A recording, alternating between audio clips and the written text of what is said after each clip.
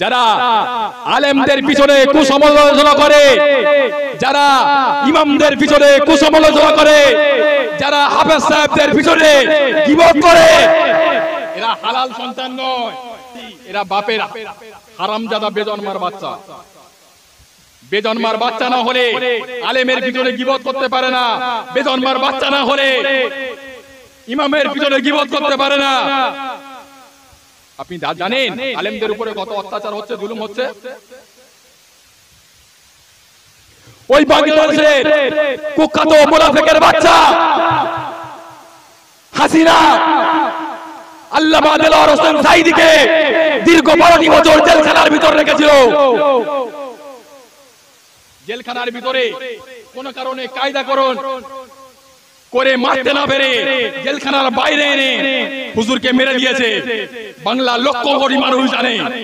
তুমি মিডিয়ার প্রচার করে জনসাধারণকে ভুল বুঝিয়ে তুমি রাখতে পারবে না। বাংলা লক্ষ কোটি মানুষ জানে আল্লামা মামুনুল হককে দীর্ঘদিন জেলের ভিতর রেখেছে। রফিকুল ইসলাম মাদারীকে জেলখানার ভিতর রেখেছিল। মুফতি আমির হামজাকে জেলখানার ভিতর রেখেছিল। কেন জানেন ভাই? গ্রামে গঞ্জে অনেক কাক থাকে, চালে এসে বসে, ঘরে এসে বসে। কাককে কেউ ধরে রাখে? কথা বলছেন না কেন? কিন্তু ময়না পাখিকে ধরে রাখে না, রাখে না? টিয়া পাখিকে ধরে রাখে না, রাখে না? কেন? ও কথা বলতে পারে। আমার সামনে কেউ যদি এখানে জেনা করে, তার বুকের খাঁচা লাথি মারবো না? কেন? আমরা আল্লাহর কোরআনের সংবিধান মানি।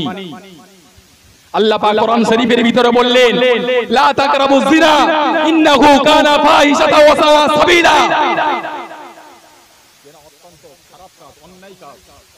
তাই আলেম সম্প্রদায়ের সামনে কেউ যদি জেনা করে, তার বিরোধিতা করবে। কেউ যদি সুদ খায়, তার বিরোধিতা করবে। কেউ যদি মদ খায়, তার বিরোধিতা করবে। কেউ যদি জেনা ব্যভিচারী করে, তার বিরোধিতা করবে না, করবে না? বাপ 5 ওয়াক্ত নামাজ কামায়নি, নিজের মেয়েটা ডায়মন্ড হারবার নদীর ধারে ছেলেদের নিয়ে বসে বসে দিনরাত অতিবাহিত করে দিচ্ছে। গ্রামের অমুক ছেলে এসে বলছে, গ্রামের অমুক ছেলে এসে বলছে, চাচা আপনার মেয়ে ছোট নদীর পাড়ে বসে আছে। তাকে আটকাতে পারলাম না। আর এদিকে মসজিদের মুসল্লি হয়ে ঘোরাফেরা করছে। চাচা, জান্নাত অত সহজ রাস্তা নয়। মাস্তানি করে, চিটিংবাজি করে, দাদাগিরি করে জান্নাত পাওয়া যাবে না। কম মাস্তান পৃথিবীর জমিনে ছিল, তারা দুনিয়ার জমিনে মাস্তানি আর চিটিংবাজি করে চলে গেছে। ফেরাউনের মতন বড় মাস্তান পৃথিবীতে নেই, নমরুদের মতন বড় মাস্তান পৃথিবীতে ছিল না। তারা একের পর এক চলে গিয়েছে, তোমাকেও চলে যেতে হবে। ভাই রিসেন্ট আমাদের মসজিদে দু একটা মুসল্লি কি নালিশ করছে, ইমাম সাহেব ঠিকঠাক নামাজ পড়ায় না, ইমাম সাহেবের সূরা কেরাত ভুল হয়ে গিয়েছে। আমাদের সংগ্রামপুরের জমিনে স্টেশনের পাশে যে মসজিদটা দেখতে পান আপনারা, ওই মসজিদে ইমামতি করে আমার ওস্তাদ। সেই ওস্তাদকে ভুল ধরছে, একটা 3 চিল্লাই জামাতের থেকে ঘুরে এসে সেই ওস্তাদকে ভুল ধরছে। কত বড় জাহেল বলুন। যারা আলেমদের পিছনে কুসমালোচনা করে, যারা ইমামদের পিছনে কুসমালোচনা করে, যারা হাফেজ সাহেবদের পিছনে গীবত করে, এরা হালাল সন্তান নয়, এরা বাপের হারামজাদা বেজন্মার বাচ্চা। বেজন্মার বাচ্চা না হলে আলেমের পিছনে গীবত করতে পারে না, বেজন্মার বাচ্চা না হলে ইমামের পিছনে গীবত করতে পারে না। আপনি জানেন আলেমদের উপরে কত অত্যাচার হচ্ছে, জুলুম হচ্ছে?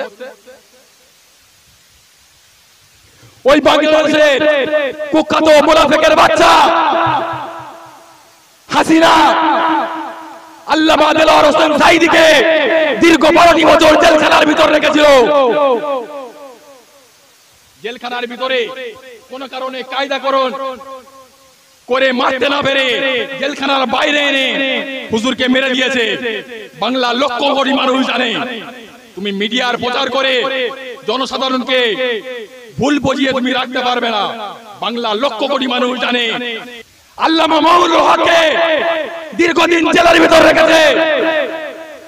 রফিকুল ইসলাম মাদানীকে জেলখানার ভিতর রেখেছিল। মুফতি হামিদ হামজাকে জেলখানার ভিতর রেখেছিল। কেন জানেন ভাই? গ্রামে গঞ্জে অনেক কাক থাকে, চালে এসে বসে, ঘরে এসে বসে। কাককে কেউ ধরে রাখে? কথা বলছেন না কেন? কিন্তু ময়না পাখিকে ধরে রাখে না, রাখে না? টিয়া পাখিকে ধরে রাখে না, রাখে না? কেন? ও কথা বলতে পারে। আমার সামনে কেউ যদি এখানে জেনা করে, তার বুকের খাঁচা লাথি মারবো না? কেন? আমরা আল্লাহর কোরআনের সংবিধান মানি। আল্লাহ পাক কোরআন শরীফের ভিতরে বললেন, লা তাকরাবুজ জিনা ইন্নাহু কানা ফাহিশাতাও ওয়া সাআ সাবিলা। তাই আলেম সম্প্রদায়ের সামনে কেউ যদি জেনা করে, তার বিরোধিতা করবে। কেউ যদি সুদ খায়, তার বিরোধিতা করবে। কেউ যদি মদ খায়, তার বিরোধিতা করবে। কেউ যদি জেনা ব্যভিচারী করে, তার বিরোধিতা করবে না, করবে না? এই আল্লামা সাইদি সাহেব, মামুনুল হক, রফিকুল ইসলাম মাদানী, আমির হামজা, বড় বড় টপ র‍্যাঙ্কের আলেমদের উপরে কত অত্যাচার জুলুম করছে। আজকে তোমার ক্ষমতা আছে, তুমি তোমার ক্ষমতা চালিয়ে দিচ্ছ। দুদিন পরে যখন আমার ক্ষমতা আসবে, তোমাকে কুচে ছেড়ে দেবো। ঠিক কিনা ভুল বলেন? সব জায়গায় মাফ করতে নেই। আজকে তোমার ক্ষমতা আছে, তুমি আমার ভাইকে রাস্তায় ফেলে কুত্তার কবর পেটালে, তুমি ভেবেছো ছেড়ে দেবো? ক্ষমতা আসলে তোমার রাস্তায় ফেলে গাছে বেঁধে কুত্তার হালে পেটাবো। আমরা চুড়ি পরে বসে নেই।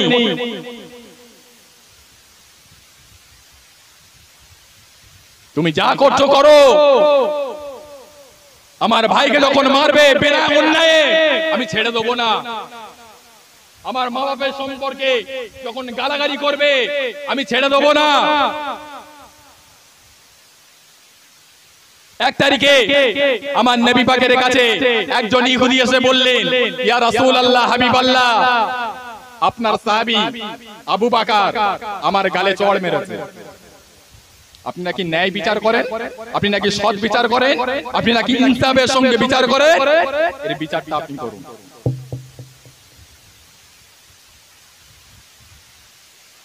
আল্লাহর নবী বললেন, বাবা আবু বকর, তুমি এই ইহুদি ভাইটার গালে চড় মেরেছো? আবু বকর সিদ্দিক রাদিয়াল্লাহু তাআলা আনহু বললেন, ইয়া রাসূলুল্লাহ, হাবিবাল্লাহ, আমি ওকে অটোমেটিক গালে চড় মারিনি। ও ইহুদিটা কত বড় জানোয়ার আপনি জানেন না। আমি আবু বকর দাঁড়িয়েছিলাম, ইহুদিটা বলছে, এই আবু বকর, তোর আল্লাহ ফকির, তোর আল্লাহ ফকির, তোর আল্লাহ ফকির। ইয়া রাসূলুল্লাহ, হাবিবাল্লাহ, আমি অত্যন্ত রেগে রাগুন হয়ে গিয়েছিলাম, তথাপিও কিছু বলিনি। ফের বলতে বলতে বলছে, এই আবু বকর, তোর রাসূল ফকির, তোর রাসূল ফকির, তোর রাসূল ফকির। ইয়া রাসূলুল্লাহ রাগ সামলাতে না পেরে ওর গালে চড় মেরেছে। ইহুদির বাচ্চা পরিষ্কার উড়িয়ে দিচ্ছে, ইয়া রাসূলুল্লাহ, হাবিবাল্লাহ, আপনাকে আমি গালি দিইনি, আল্লাহকে গালি দিইনি। শরিয়াতের বিধান হলো, কেউ যদি অন্যায় করে, তার বিপক্ষে সাক্ষী প্রযোজ্য করা দরকার। আল্লাহর নবী বললেন, বাবা আবু বকর, ইহুদিটা তোমার আল্লাহকে ফকির বলে গালি দিল, তোমার রাসূলকে ফকির বলে গালি দিল, এর কি কোনো সাক্ষী আছে? আবু বকর সিদ্দিক রাদিয়াল্লাহু তাআলা আনহু বললেন, ইয়া রাসূলুল্লাহ, হাবিবাল্লাহ, তখন তো কেউ ছিল না। আমার পক্ষে থেকে কোনো সাক্ষী নেই। আল্লাহর রাসূলের বিচারটা দেখুন। আল্লাহর নবী বললেন, বাবা আবু বকর, সাক্ষী যেহেতু আনতে পারোনি, ইহুদির গালে যেমন চড় মেরেছো, ওর গালে দাগ বসে আছে, ওর সাক্ষী আছে। তুমি যেহেতু সাক্ষী আনতে পারোনি, ইহুদি তোমার গালে চড় মেরে বারবার করে নেবে। জোরে বলবেন না? কারো জবান বন্ধ না থাকে জোরে বলুন না সুবহানাল্লাহ। ইহুদি কথাটা শুনে আল্লাহর রাসূল জানে না আবু বকর সিদ্দিক রাদিয়াল্লাহু আনহু বললেন, ইয়া রাসূলুল্লাহ, হাবিবাল্লাহ, আপনি যে বিচারটা করবেন ওই বিচারটা আমি মাথা পেতে মেনে নেব। জোরে বলুন না সুবহানাল্লাহ। আল্লাহর রাসূল বললেন, বাবা আবু বকর, তুমি যেমন ইহুদির গালে চড় মেরেছো, ইহুদি তোমার গালে চড় মেরে বারবার করে নেবে। আল্লাহর রাসূল রায় ঘোষণা করে দিলেন, ইহুদিটা আবু বকর সিদ্দিক রাদিয়াল্লাহু আনহুর গালে চড় মারতে যাবে। ইয়া রাসূলুল্লাহ, হাবিবাল্লাহ, আপনি তো নিজে মুখে বলেছেন আবু বকর সিদ্দিক। সিদ্দিক শব্দের অর্থ হলো সত্যবাদী। আবু বকর সিদ্দিক কখনো মিথ্যা কথা বলতে পারেন না। ইহুদি যেই আবু বকর সিদ্দিকের গালে চড় মারবে রেডি হয়ে গেলেন, ফেরেশতা জিবরাইল আমিন আলাইহিস সালাম এসে হাজির হলেন। ইয়া রাসূলুল্লাহ, হাবিবাল্লাহ, আবু বকর সিদ্দিক যে কথাটা বলেছে ওটা সত্য কথা বলেছে। ইহুদিটা আপনাকে ফাকিরি বলে গালি দিয়েছে, আল্লাহকে ফাকিরি বলে গালি দিয়েছে, সেই জন্য আবু বকর সিদ্দিক ইহুদির গালে চড় মেরেছে। আমি জিবরাইল আমিন আলাইহিস সালাম